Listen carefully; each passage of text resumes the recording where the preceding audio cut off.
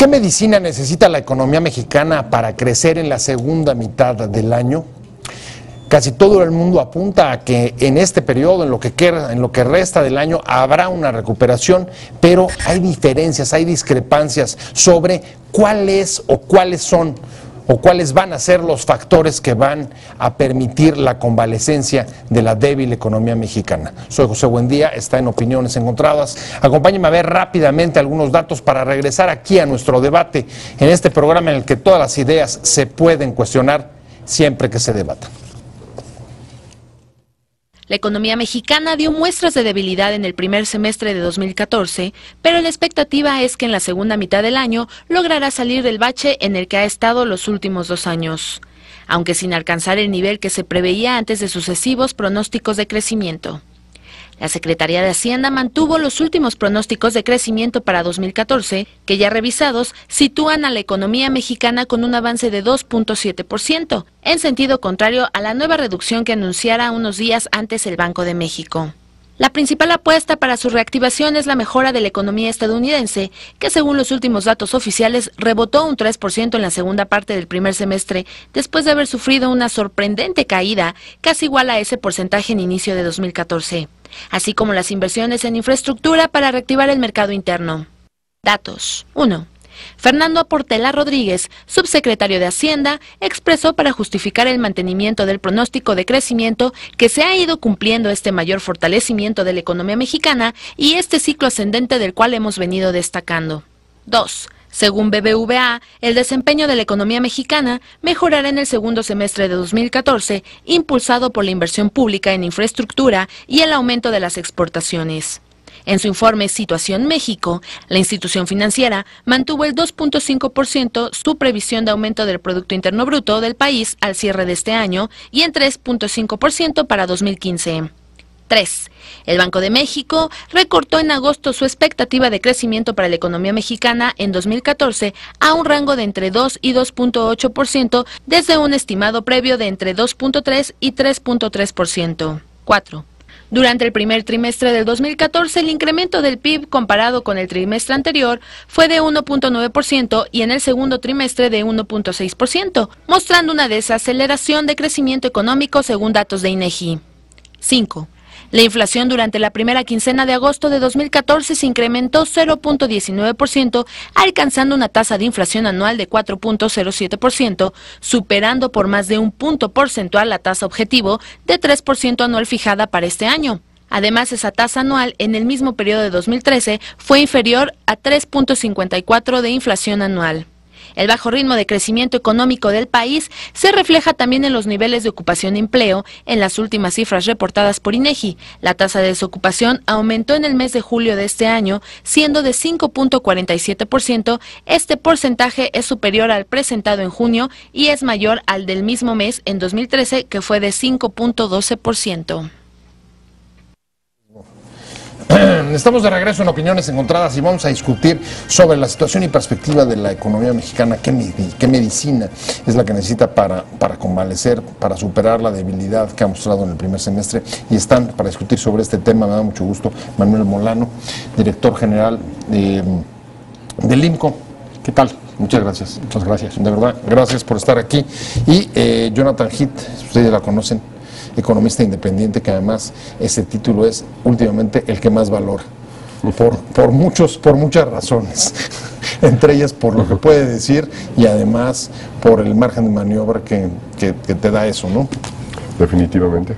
Pues si quieren vamos a entrarle directo y la pregunta empiezo tal cual con lo que anunciaba, ¿no? Y es ¿qué medicina necesita la economía mexicana? Independientemente de revisiones o no revisiones, está claro que los primeros 2 años de este gobierno y particularmente el primer semestre ha sido débil el movimiento de la economía mexicana. No, ¿qué necesita para endémicamente para crecer? La economía mexicana ha manifestado una tasa relativamente baja de crecimiento. Digamos, yo creo que hay algunos signos de recuperación. Leía yo algunas de las cosas que había publicado Jonathan en estos días. Estoy completamente de acuerdo. Yo creo que hay algunos signos de recuperación, pero en general pues no estamos logrando cambiar el equilibrio de largo plazo de esta economía para llevarla a una tasa de crecimiento más alta, y eso pues nos pondría a pensar pues en qué sector estamos invirtiendo, cómo estamos enfocando el problema del crecimiento, si es un problema de inversión, si es un problema de falta de talento, de gente capacitada para determinadas actividades económicas, si es un problema a lo mejor de competencia o de precios relativos con otros países que están en los mismos negocios que nosotros. Lo cierto es que hay un México como a 3 velocidades. Hay una porción de la economía grandota, que es como una tercera parte de la economía, que crece a tasas muy altas. A lo mejor exportaciones y todo aquello que está enfocado a negocios en red como banca, telecomunicaciones, que a pesar de que puedas tener problemas de competencia ahí crecen mucho. Luego tienes una parte intermedia de la economía que no acaba de despegar, que en el largo plazo crece entre 0 y 2,5, y ahí pues está como el 45% del Producto Interno Bruto. ¿Qué estás hablando de pymes? Pues de todo tipo de empresas, pero en sectores especialmente en el mercado interno. Y luego tienes un pedacito como de 16% del PIB que destruye valor de manera sistemática. Ahí está el petróleo, ahí está la construcción. Una clase económica grandota en las que están en medio de servicios inmobiliarios, donde tiene una ponderación alta en el Producto Interno Bruto. Y pues simplemente no hemos podido hacer que esto despegue. Yo creo que tendríamos que pensar, no sé qué opine Jonathan, en darle una revisada al tema fiscal otra vez, romper algunos anatemas con eso, quizás impuestos al consumo antes que impuestos a la producción, una regla fiscal mucho más estricta donde podamos hacer que el sector informal entre al redil de la tributación. Bueno, hay varios planteamientos. La última vez que estuvimos con Jonathan hace no mucho, más bien lo veía yo optimista hacia la segunda mitad del año, y no se habían aprobado las reformas estructurales que generalmente están ligadas directamente a cada vez que pensamos en crecimiento de la economía a largo plazo. Tendrías que estar hoy el doble de optimista y más lejos, digamos, del escepticismo de Molano. Pues no sé, yo creo que hay que ser optimista, pero de una forma cautelosa, porque creo que tampoco las reformas, creo que no es la panacea. Sí debe de ayudar a crecer un poco más, pero todavía faltan muchas cosas, mucho más allá que simplemente las reformas. ¿Cuál es la medicina en el corto plazo? ¿Necesitas activar esta economía? En el corto plazo yo creo que la economía ya empieza a reactivarse. O sea, la cifra del PIB del segundo trimestre fue mucho mayor no solamente al trimestre, sino a los 2 trimestres anteriores. Ya por lo menos es la segunda tasa más alta de los últimos 8 trimestres. Y si se mantiene este paso, ya estaremos creciendo al ritmo de más o menos 4, un poco arriba de 4%, ya para fines de este año, principios del año entrante. Entonces ya crecer arriba de 4 para este país, pues ya, digo, si nuestra tasa histórica en los últimos 30 años es el 2 punto y tantos. Nada más una presión, 4% el último trimestre, que ponderado a lo largo del año te daría una cifra cercana a la que está manteniendo Hacienda en todo caso, 2.7. Si crecemos igual en los siguientes 2 trimestres, como crecimos en el segundo trimestre, que es al 1.04%, más o menos el crecimiento del año te da como 2.5, 2.6. Eso más o menos el pronóstico, incluso la revisión que hizo el Banco de México. Lo que está diciendo, lo que está diciendo Hacienda es que con que nos aceleremos un poquitito, y deberíamos, por tal y tal cosa, sí alcanzamos ese crecimiento del 2.7. Y sí es cierto. Y el rango que nos está dando Banco de México es un rango muy viable, de entre el 2 y el 2.8. O sea, va a ser casi imposible crecer arriba del 2.8 y casi muy difícil crecer abajo del 2. Y entre más te vas hacia el punto medio, aumenta la probabilidad. Pero vaya, acelerarnos, pues todo el mundo quisiéramos acelerarnos. ¿Qué es, digamos, Manuel, si tuvieras que poner... Ya mencionaste algunos factores, pero ¿cuál sería, digamos, que el freno? Bueno, yo creo que va a ser muy importante la velocidad a la que ocurran las rondas de licitación de las nuevas inversiones para el tema petrolero. Yo creo que ese es un tema interesante. Me parece muy brillante la configuración de cómo han armado el calendario de estas rondas de licitación. Sí creo que el presidente, el gobierno tiene mucha prisa, pues para que no se les complique con cualquier escenario político. Y bueno, esa es la parte donde habrá que ver, pues... ¿Pero esa es la oportunidad y el freno? Yo creo que es... O sea, casi todo dependería de si llegan las inversiones ahí, entonces agarramos esa velocidad, y si no, ¿eso nos va a detener? Porque más cuando comparas la inversión extranjera directa de México y de Brasil, por ejemplo, realmente la diferencia es el sector energía. O sea, yo creo que en las manufacturas jalamos una inversión por habitante ocupado bastante similar. Ha habido años en donde un país como Colombia, que tiene un ingreso per cápita menor que el de México, obtiene inversiones más altas que México del exterior, y principalmente el sector petrolero es la diferencia. Entonces yo creo que ahí sí estamos subinvertidos desde hace muchísimos años, y creo que aquí hay una oportunidad histórica para que nos podamos emparejar con el resto del mundo. ¿Cuál sea el efecto de aquello en el crecimiento y en el empleo? Pues es otra historia, ¿no? Depende mucho en qué tipo de campos, con qué tipo de inversiones. Nosotros en algún momento, antes de que se hiciera la reforma constitucional, habíamos estimado en el IMCO que el potencial del fracking, de este gas de esquisto, iba a ser mucho más alto de lo que estamos viendo en las rondas de licitación, y pues eso implica que el efecto detonador del sector petrolero puede que sea menor de lo que nosotros habíamos estimado. Pero yo concuerdo con Jonathan, realmente creo que aunque este año pueda ser un año de 2,5, un poquitito más, probablemente el año siguiente estaremos mucho más cerca del PIB potencial de la economía, que probablemente ande arribita de 4, ¿no? Bueno, pero por lo pronto, ya que tocas tú el tema de inversión extranjera y la importancia que está teniendo, o la relevancia que tendría para el éxito de las reformas estructurales, particularmente la energética, antes de entrar al aire, comentabas algunas cifras de inversión extranjera en el segundo trimestre que son bastante bajas. ¿Es por lo mismo o a qué lo atribuyes? ¿O hay una lucha por los capitales y tampoco está tan lo que pasa en el mundo, y tampoco es, digamos, no está fluyendo los recursos por todos lados? Hay muchas cosas que explican el estancamiento de la economía desde el año pasado, es más, desde fines del 2012, todo 2013, principios de este año. Son muchos los factores, pero uno de los factores es que la inversión, tanto la pública como la privada, pero en este caso especialmente la privada, ha estado como que más bien en lista de espera. Vamos a ver cuáles son las reformas, vamos a ver cuáles son las leyes secundarias, vamos a ver cuáles son las reglas, entra un nuevo gobierno, vamos a ver qué es lo que hace el nuevo gobierno, por dónde va. Entonces la inversión privada se quedó parada. Dentro de la inversión, especialmente el segmento de la construcción, quedó muy dañada, por varias diferentes razones. Muy pocos, creo que una sola es la que logró más o menos de las grandes desarrolladoras sobrevivir ahí adecuadamente. Pero parece ser, ahorita las últimas cifras nos dicen que la construcción, que venía cayendo fuerte, ya tocó fondo.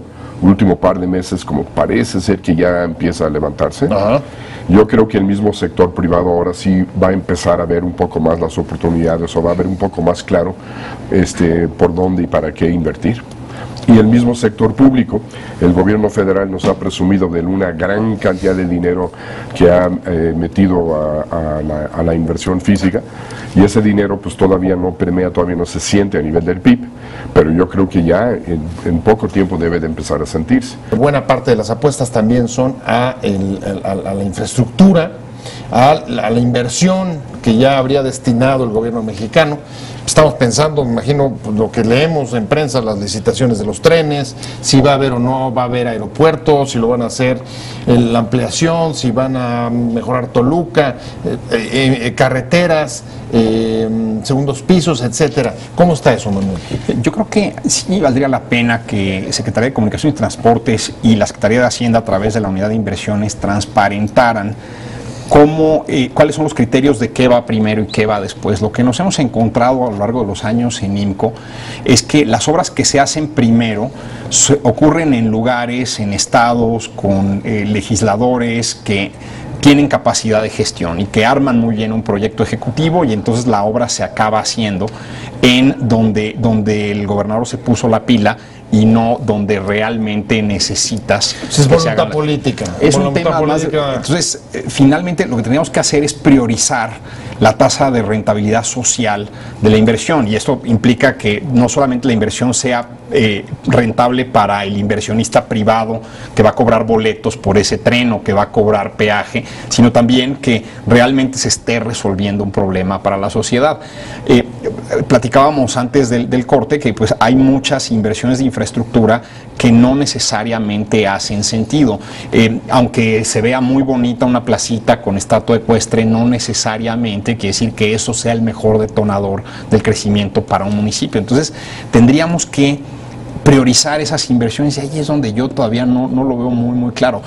Si hay un tema de calidad en la inversión también. No están viendo claro los criterios, digamos, de política pública. De política pública, pero también hay un tema de calidad en la inversión por el lado privado. Y otra vez, yo insisto mucho en el tema de que estamos sobreinvertidos en vivienda. Estamos construyendo en los lugares equivocados, viviendas que no hacen sentido logístico adentro de una urbe, y esto tiene mucho que ver con las cantidades monstruosas de dinero y de subsidio que acompañan a este tipo de inversiones. Entonces, sí vale la pena revisar tanto los incentivos fiscales como los incentivos de la calidad del gasto para este tipo de inversiones, de manera que la inversión genere crecimiento. Comprar varilla y concreto no es igual a invertir, y estamos enamorados del concreto en este país. Déjame llevarle la fórmula a John. A ver, si la copio completo y si no tú me corriges. A ver, está dando un panorama que es sobreinvertidos en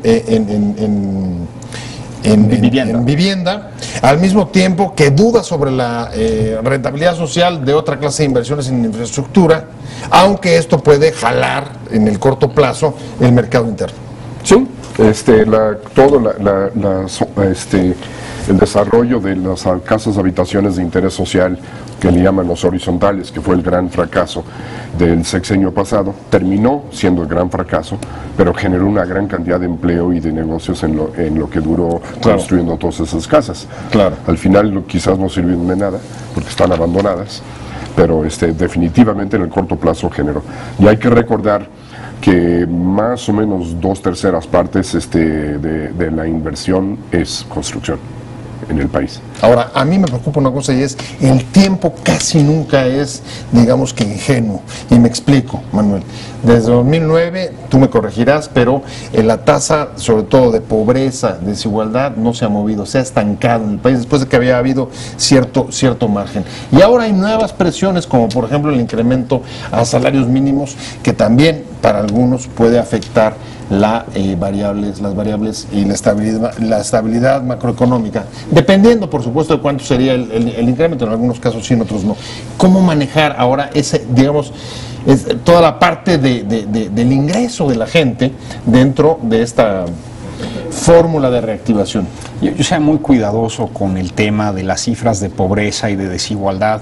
Hay que recordar que por un mandato legislativo el Coneval ha subido los requerimios de que se considera ser pobre, ¿no? La parte de pobreza patrimonial, de pobreza de capacidades.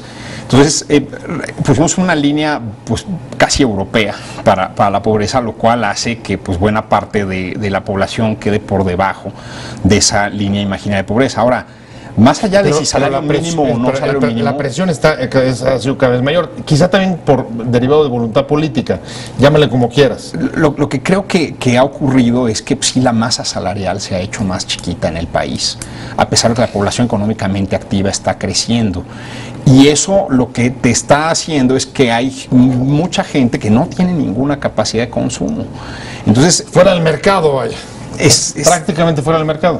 Pues sí, y eso te impone en una espiral de bajo crecimiento, porque no todos los sectores de la economía pueden vivir de la parte exportadora y de la parte de alto valor agregado y de las redes. Entonces, tenemos que pensar cómo le allegamos más recursos a esa parte de la sociedad. Yo, francamente, creo que la solución de salario mínimo es francamente mediocre. Estamos un poco trabajando en eso, en IMCO, sobre las rodillas, pues por la presión pública que hay alrededor de esto.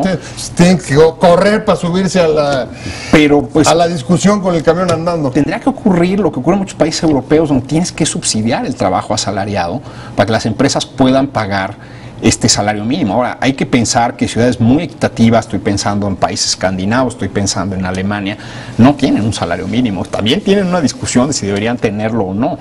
Pero también los países donde lo que es el referente del mercado laboral es un salario de mercado, pudieron recuperarse mejor después de la crisis. Entonces, ahora tendríamos que pensarlo, tendríamos que analizarlo. Pero sí me parece incompatible pensar en un salario mínimo alto con impuestos al trabajo altos como los que tenemos en México. No sé qué opinas tú. Bueno, es que a ver, ahí la disyuntiva está muy fuerte. O sea, a ver, masa salarial con subsidio o con mercado en un proceso de reactivación. En la parte de fortalecer los ingresos por el salario mínimo es, yo diría, casi irrelevante para realmente la reactivación de la economía. Simplemente por los números. Para empezar, el salario mínimo es tan bajo que la verdad lo puedes subir todavía una buena cantidad y realmente todavía no va a pasar nada. De los que ganan hasta un salario mínimo, únicamente es el 2% del sector formal. Entonces, el problema de los que ganan un salario mínimo o menos, básicamente son los que trabajan en el sector informal. Y el salario mínimo no se aplica en el sector informal. O sea, no existe. El salario mínimo es únicamente para el sector formal. Claro. Entonces, en el sector informal uno se contrata ahora sí que por mercado y por como sea y etc. Y si hay una persona que tiene una necesidad y le ofrecen un trabajo, pero va a ser menos del salario mínimo, pues lo va a aceptar. Entonces no va a aumentar o disminuir el salario en el sector informal, que es donde está realmente el problema. Y en el sector formal, pues que es el 2%, realmente tampoco no va a pintar. No, pero o sea, entiendo que no tenga el impacto que muchos están, digamos, debatiendo en la opinión pública, pero, a ver, ¿podemos tener una recuperación sin tratar de resolver ese desequilibrio? El problema más bien es, en general, no son los ingresos a nivel del salario mínimo, son otro tipo de ingresos. Por ejemplo, en el 2008-2009, en la recesión, se perdieron una gran cantidad de empleos, que ahorita se están recuperando. Pero si uno ve los empleos que se destruyeron y los que ahora se han generado, son de otro nivel, son de salarios más bajos. O sea, que se destruyeron trabajos y se sustituyeron, digamos, por puestos más precarios. Sí, por ejemplo, perdimos un empleo para alguien que ganaba arriba de 5 salarios mínimos y ahora se ha recuperado ese empleo, pero ahora nada más paga 3 salarios mínimos. Entonces, en general, todo ese empleo que está generando en el Seguro Social, hay que ponderarlo por los salarios que están ganando. Y ahí vamos a ver que realmente la ganancia no es tanto como se presume. Se llama abaratamiento de la mano de obra, ¿no? Pues no necesariamente, porque, digamos, yo creo que sí hay dos tipos de trabajadores. Hay quien se agrega a la fuerza laboral como fuerza motriz, y eso pues necesariamente tiene un precio que es como un commodity que va a la baja, mientras que el que se agrega a la fuerza laboral pues con la fuerza de sus ideas, de la inversión que hizo en su propia preparación, lo que se conoce como capital humano, pues eso va a tener un precio más alto. Lo que yo creo que tendríamos que pensar es cómo hacemos para que los mexicanos no dependamos tanto del mercado laboral, y eso implica que tenemos que desde las familias ahorrar más, invertir mejor y encontrar esquemas para que la combinación de salario más ganancias de capital más transferencias del gobierno y otro sea algo que te permita vivir y que te permita tener una capacidad de consumo. Yo creo que meterle una distorsión adicional al mercado laboral no va a resolver. Si el salario mínimo está por debajo del salario de equilibrio, lo puedes subir hasta llegar al salario de equilibrio y no va a pasar nada. En el momento en que lo subes por arriba del equilibrio de mercado, entonces ahí sí empiezas a inducir una distorsión importante en la economía. Y caray, pues no se nos había ocurrido antes. Pues sí se nos había ocurrido antes y era una mala idea antes, era una mala idea hace 30 años. Pues el tiempo, Manuel, nos ganó, se fue corriendo y me cierro contigo. Casi de sí o no, y es reforma fiscal como la tenemos y además lograr aumento salarial. Manuel lo descartaba, ¿tú? No, pues definitivamente no es una solución. Lo de la reforma fiscal tuvo efectos nocivos muy grandes en el corto plazo que se van a ir desvaneciendo poco a poco con el tiempo. el gobierno está esperando que ya sea ahorita, pero posiblemente todavía tengamos efectos negativos por un rato más. Gracias a ambos. Muchas gracias Manuel Molano, director general adjunto del IMCO, y muchas gracias Jonathan Gil por haber estado con nosotros, pero sobre todo gracias a usted por haber estado con nosotros en Opiniones Encontradas. Nos vemos, nos escuchamos mañana aquí 7:30 y hasta entonces, pásenlo bien. Hasta luego. Te invitamos a seguir cuestionando la información con los siguientes videos.